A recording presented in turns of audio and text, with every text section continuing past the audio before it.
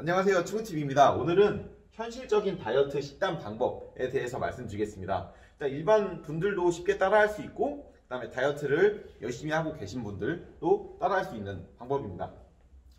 일단은 효율적인 음식을 섭취하는 게 다이어트 때는 좋아요. 그래서 계속 배고픔을 느끼게 되면은 오래 지속할 수가 없습니다. 그래서 배고픔을 해결하면서 다이어트를 해야 되는데요. 하루에 한 끼 아니면 두 끼만 많이 먹으면서 다이어트 하는 것보다 3끼에서 5끼까지 나눠서 먹는 게 훨씬 배고픔을 해결하기에 효율적입니다.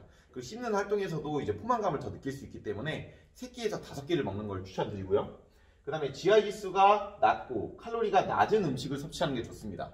일단은 GI 지수가 높은 음식을 먹게 되면은 그 당시에는 포만감을 잘 느끼는데 금방 포만감이 떨어집니다. 그리고 금방 공복감이 찾아옵니다. 그리고 GI 지수가 높은 음식 같은 경우에는 몸에서 흡수가 빨라서 지방으로 변하는 속도가 빠릅니다. 그래서 에너지로 바로바로 사용하지 않으면 지방으로 더 잘 변하기 때문에 GI 지수가 낮고, 당연한 거지만 칼로리가 낮은 음식이 좋고요. 그 다음에 수분은 하루에 2리터 이상 섭취하는 게 좋습니다. 일단은 몸에서 수분이 부족하면은 뇌에서는 배고픔을 느끼게 하기 때문에 수분 섭취를 생각보다 더 신경 써서 해주시는 게 좋고요. 저는 개인적으로 3리터에서 4리터 정도는 섭취를 합니다. 그리고 고탄수, 고지방 음식. 고탄수랑 고지방이 같이 들어오면은 지방 합성에 이제 가장 유리한 조건이 됩니다.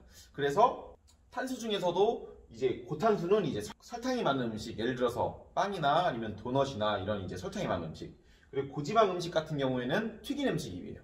뭐 이제 돈가스나 아니면은 뭐 탕수육, 치킨 같은 튀긴 음식 같은 경우에는 안 좋은 지방이 많습니다.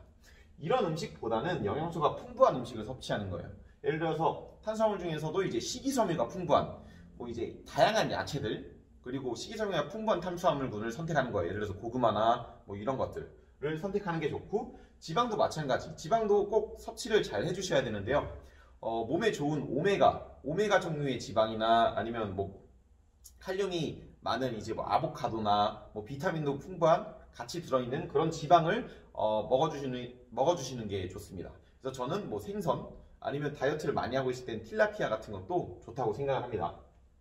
그럼 이런 것들을 일상생활에서 어떻게 적용을 시키는지에 대해서 말씀을 드려볼게요. 일단은 특히 여성분들이 주의를 많이 해주셔야 되는데, 식사 후 디저트 섭취를 안 하는 게 중요합니다.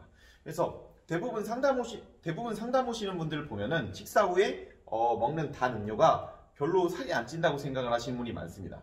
식사 후에 먹는 그 단 음료는 설탕이 찾아보면은 25에서 30g 하루 권장량 정도가 됩니다.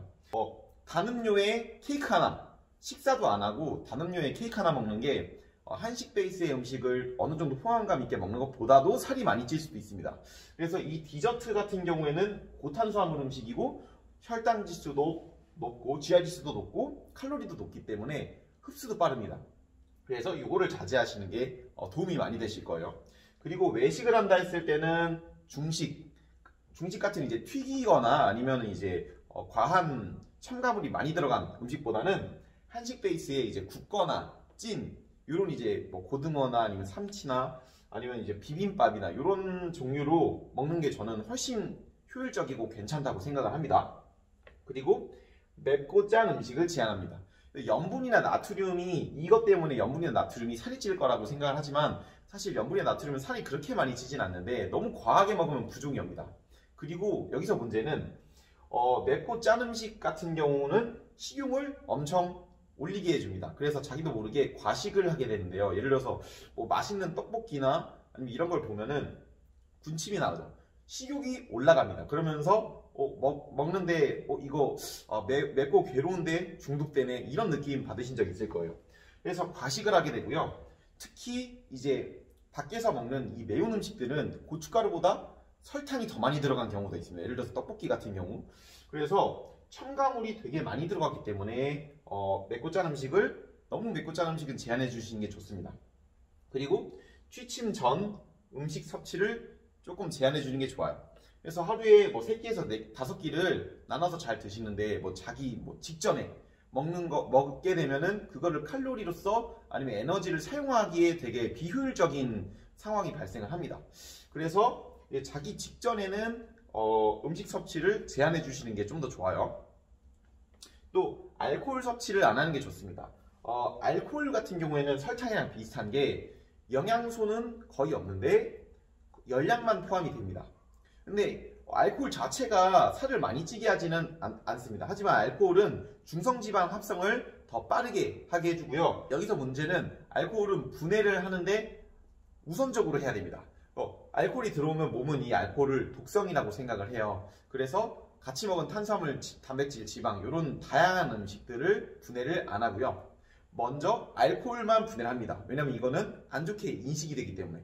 그래서 알코올이랑 같이 먹은 음식들은 거의 다 분해가 안 된다면 거의 다 지방으로 갈 가능성이 크고요. 알코올 같은 경우에는 한 잔, 소주 한 잔당 1시간에서 사람마다 다르지만 소주 한 잔당 1시간에서 2시간 정도 분해를 해야 됩니다.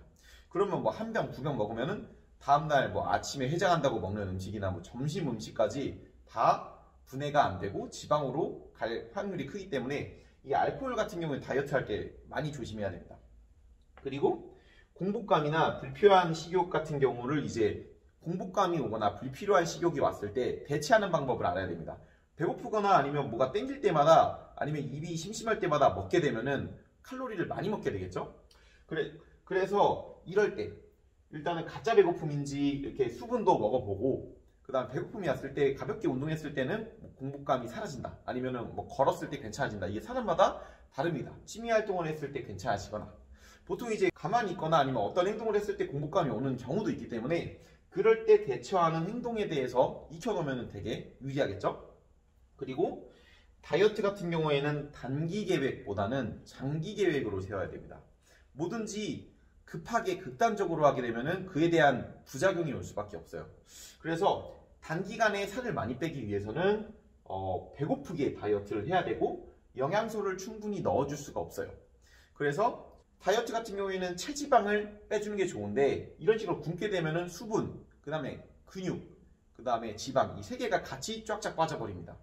그래서 다이어트 같은 경우에 건강하게 하려면 수분이랑 근육량을 거의 유지하면서 체지방 위주로 감량을 하는 게 겉으로 보기도 더 좋고 몸무게 자체에 집착을 안 해서 이런 식으로 건강하게 빼는 게 좋습니다. 그래서 다이어트는 목표를 주에 0.5에서 최대 0.9kg의 감량. 초반에 다이어트 할 때 말고는 초반에는 더 빨리 빠질 수도 있는데 장기 계획으로 세워서 주에 0.5에서 0.9kg 체지방 감량을 목표로 하는 게 훨씬 좋습니다. 그래서 이런 식으로 누구나 할 수 있는 현실적인 다이어트 식단 방법에 대해서 설명을 드렸습니다. 그래서 일상생활 속에서 무심코 이렇게 지나갔던 것들, 뭐 밥 먹고 항상 디저트를 먹는다든가 이런 이제 무심코 지나갔던 것들 이런 거 하나하나만 고쳐도 이게 일주일, 한 달, 1년이 가면 엄청나게 많은 게 쌓이게 됩니다. 그래서 이런 걸 하나하나 체크를 하면서 고쳐보면 되게 도움이 많이 될 거예요. 이거에 대해서 더 이제 디테일하거나 아니면 궁금한 점 있으면은 일단 댓글 달아주시고요. 충훈TV 구독과 좋아요 부탁드립니다. 감사합니다.